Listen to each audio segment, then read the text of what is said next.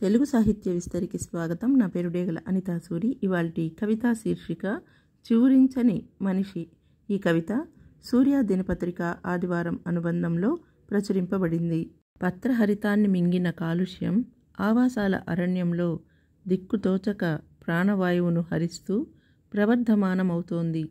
పత్రహరితాన్ని మింగిన కాలుష్యం ఆవాసాల అరణ్యంలో దిక్కుతోచక ప్రాణవాయువును హరిస్తూ ప్రవర్ధమానమవుతోంది.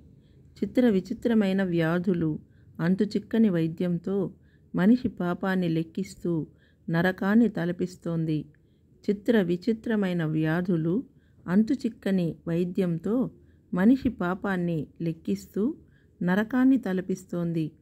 శృతి మించిన భవిష్యత్ స్వార్థం రేపటి తరాల బ్రతుకును చేజేతులా బుగ్గి చేస్తోంది. అశాశ్వతమైన జీవితాన్ని ఆస్తులతో వెనకేసుకున్న మధురమైన అనుభూతులు మోడువారిపోతోంది. అశాశ్వతమైన జీవితాన్ని ఆస్తులతో వెనకేసుకున్న మధురమైన అనుభూతులు మోడువారిపోతోంది. పర్యావరణ దినోత్సవం సందర్భంగా రాసిన చివురించని మనిషి ఈ కవిత మీకు నచ్చినట్లయితే కామెంట్ చేయండి. మీ బంధువులకు, స్నేహితులకు వీడియో లింక్ని షేర్ చేయండి, లైక్ చేయండి. మరిన్ని వీడియోల కోసం మా తెలుగు సాహిత్య విస్తరి ఛానల్ని సబ్స్క్రైబ్ చేసుకోండి.